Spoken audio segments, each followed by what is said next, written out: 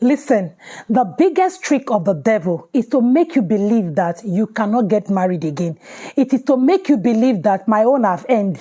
From here, I know they go anywhere. Who go if you can carry me? After all, I don't old. I'll be 40 something. Really? Go and ask Eve Essien. Eve Essien is 44 years old. She just got married this weekend. Go and ask her. She is 44. And let me tell you something. She did not marry an old man. She married a young man. The devil will crawl into your mind, will crawl into your heart to tell you, who go marry you? After all, you don't born two. After all, you be single mother. After all, you don't born four. I don't know who this message is for this morning. I spoke to somebody yesterday and I didn't speak. She sent me a voice message. She said that the things I've been sharing online have given her hope. I know she will see this video. Sister, shout out to you. I don't want to mention your name, but you know yourself. She said I have given her hope. She said that she went back to school. And now she even have hope that one day she will eventually get married. See, they say there is something they call the law of attraction. It is what you speak, what you project that you get, what you give to the universe that you get back. I told you guys that initially after my divorce, it was like, it hit me so bad. Like I said to myself that I was not going to get married again. I've got four small children dependent on me. I've got siblings, even my siblings' children. Like he blessed the whole world on my shoulder like this. My children were small. When I say small, my eldest was 8 and my youngest was 1. No, my eldest was 7. She became 8 in the refuge. I celebrated her birthday in the refuge. My youngest was 1 when I got divorced. And that time I wanted to think of man. No, I wasn't thinking of it at all. I was like, you see, this is they call marriage, forget about it. I decided to start thinking about marriage again during COVID. I keep saying it. It was during COVID when my children went to visit their father and I was alone in this house. And if you live in the UK, you know that Christmas Day in the UK, there is no movement. Buses don't work. Everybody stays in their house. And it is the peak of winter. Everywhere is quiet, cold, calm, damp, like just like that. And I was alone. That was the first time I stayed alone. I couldn't go to visit anybody because, what was the name of our prime minister at that time? Boris Johnson said everybody should stay at home. I wanted to travel to say, you can't come again. There's a lockdown, emergency lockdown. The flight people said, they sent me an email. I couldn't travel. Don't think. I stood by this window here, this very window. I was looking outside. If you see, I'll show you my view. Trees, quiet place like this. And then I said to myself, Augusta, is this how you're going to live your life? After these children are gone, it seems like God wants to say something to me. It seems like God had something to tell me. That was why he made it happen that way. Me, I always believe, I believe this thing. Everything in my life happens for a reason. If you are my friend, you go out of my life. It may hurt me, but I'll say to myself, it's for a reason. It's for the best. God that I serve know the best for me. And then he lets it happen. Anything that happens in my life, I believe, is for a reason. And it has always been for a reason. I would say God spoke to me that day. And that was the day I intentionally like, okay. I can't continue like this. I won't be like this.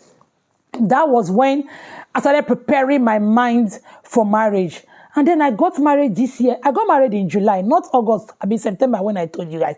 I got married in July. So 2000 to 2025, yeah, that's 2020 now. COVID was 220. 2020 to 2025, that was 5 years in what's it called? In total, 5 years. And let me shock you. This man I married is not the first man that came to me to say, Augusta, I want to marry you. He's not the first, what do they call her? Toaster.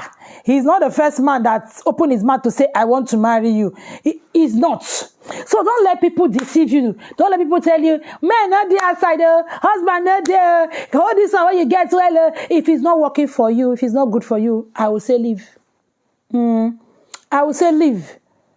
If your marriage is going to take your head off your shoulder, please, please, please leave, and you will get somebody else to marry.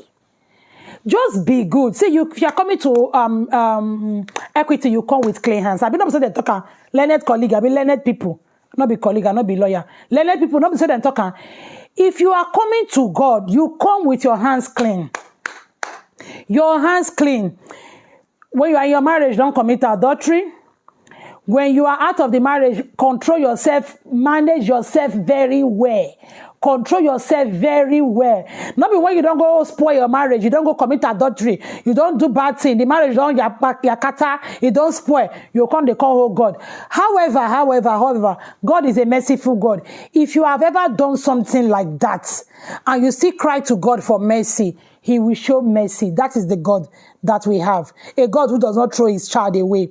So you can still call for mercy, and He can still rewrite your story again, because He said that all things are passed away. When you come to God and you tell God, this is what I have done, this is what I have done, He will wash out those things, and you become new in His sight. You become new before any man you will come and meet. But the thing is this, there is something I need to say to you guys here. Please, please, please, please, please, do not come out and show bitterness. Do not be bitter. Don't be bitter. Not be saying that time you come outside, call the talk, how the man bad, how the man mama bad, how the man family bad, how they do you this, how they do you that. My dear, that is the what you know. If they allow the man to talk about you too, he has his own story. He also has things to say about you.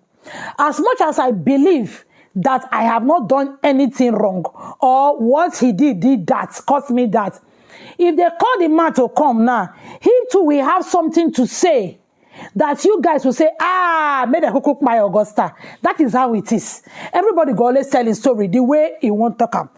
You know, we can't talk your story, say, make them buy you. You get. So, what am I saying in all of this? Do not have that mindset, because when you have the mindset of who will come marry me again, who come carry me again, if you have that mindset, you will project it into you. You start acting that way, and then it will not affect your relationship. It will not affect you meeting somebody that is okay for you. And that is not the time to pick anything you see, because any man will come, you go just agree. That was why I remember to tell you guys that this man I'm married to is not the first nor the second man that came to say, I want to marry you. Not even the ones where they are around me, where I know say they get eye, and they enter their eye. Yeah, there are some people that are around you, you know say you enter their eye, but they never talk, but you know say you enter their eye. So, even at this time, you still have a choice. You can still make a choice. You can still choose. You can still pick. Who said you cannot choose? Me, at this stage, I had the liberty to relax, cross my leg, and look at everybody and made my choice. You know why? At this stage, I'm not looking for a man to buy me anything. At this stage, I'm not looking for my biological clock is ticking. I'm not looking at that. At this stage, let's see here the big person that they conquer now. Nobody will conquer me at this stage. At this stage, I can bear my mind. I'm not a fear. Unlike when I was in my 20s, when I want to say some things, I go at this stage, I'm not a fear. With all due respect, I go tell you what I won't tell you. You get? At this stage, I think of myself first. At this stage, I know what is good for me. At this stage, I know all those things. So, if you are around my age bracket, I am 44. If you are around my age bracket, you will know that at this stage, you know what you want. Let me go tell you. So relax, take your time. When you are being desperate, it is show. When you act desperate, it is show. When you are desperate in your mind, it is show. And that men are very smart. The man will know that you are desperate. That is when they want to come and start selling what they don't have to you. You will end up buying what they don't have. That's what they call 419. You don't go China, go buy 419. You get me? At this stage, relax, do your thing. What they sweet you, they do and they go. You they get? When I came out from my own, I had a YouTube channel, but I wasn't posting before. But when I came out and I was settled in 2018 or so, 2019 or thereabout, I started posting frequently on this channel. It is sweet me because outside of school, I think I started school 2019 or so. Outside of school, it was YouTube. I wasn't having friends, family members, not there except my immediate siblings. Everybody left me. They did their own because I'm a divorced woman. I'm not good to the society. I'm not a good person. Who wants to come around me again? I did my own. I put my life into studying and my YouTube. I grew my YouTube channel. I did very well in school. And I got a first class. I will flaunt it everywhere. If it's easy, then you go get up. Finish your tongue. Don't flaunt your own. Me, I will flaunt my own. You get? I put my soul, my life into it. Until tomorrow, I still love social media. That is what I do. And I'm not using it as a tool to fight men. I'm not using it as a tool to say, men are scum. Men are scum. I cannot generalize. As much as I say, Isha men, they are wahala, they are own. Now Isha man are still married. My ex was an Isha man. This present one is also an Isha man. If you know anybody who know Isha men, go ask them. They are not easy meats to chew. Isha men are tough. But this one, when I marry, no, it's different. The first time I saw a Benin man that was different, I was like, wow, Benin men be like this. So what am I saying? Don't use one brush to paint every man and say, men are scum. Don't generalize. Your papa has scum. Your brother has scum. Your uncle has scum. Your son has scum. Men can't be scum. You dey get? Sit down, relax. Don't have any what will I say? Don't have any trade in your head when you're choosing a man or when you're trying to accept a man. If I married a man now, what's he go give me? No. It is not trades. You know, in Nigeria or in Africa, we see marriage as trade. It's a barter trade. I give you, you give me. I give you Ocean, I give you Obo, you give me money. I date you, you give me money. Abi, I marry you, you take care of my family. I marry you, now you get my life. Everything I want, by including my pad, now you go to buy them. Don't look at marriage as a trade. Remove those things from your mind. That is why you see that the Igbo people, when they love fully because they love, they know say that between me and you, not be because of what I fit get from you or what you fit get from me. That's why you say that our guys can come and collect Igbo money because even their women give to their men. Most times in this abroad, if woman and man marry, the man eventually pack into the woman's house. Yes, because most times now woman they always a stable pass. Or now the man, it's easy for her to move past. So don't have that mentality of, hey, must they give me, if you not give me, that shouldn't be. Have your own thing that you are doing. Even if now one that they bring for you. Am I rich? No, I'm not rich. But I'm okay. I am very, very okay. I planned my life like, even when the marriage or the shake, I thought they planned that was when I learned how to make cake. That was when I learned how to make beads. That was when I tried to open bridal shop where they closed down for me. So I know bridal business. I learned decoration back then when I was in Benin. You know, I learned a lot of things. Those things helped me. In fact, the money I had in my hand the day I left, was it 60 pounds, or 40 pounds, was money somebody gave to me because I made cake for them. They gave me that money. That was the money I had.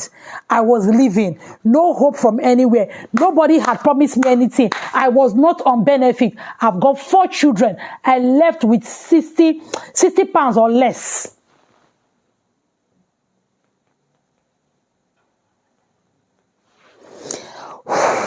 I don't have anything more to say. Thank you for watching this video. And I do hope this one speaks to somebody. Even if it's just a woman, I will be happy. God bless you and have a blessed day ahead of you. Bye-bye.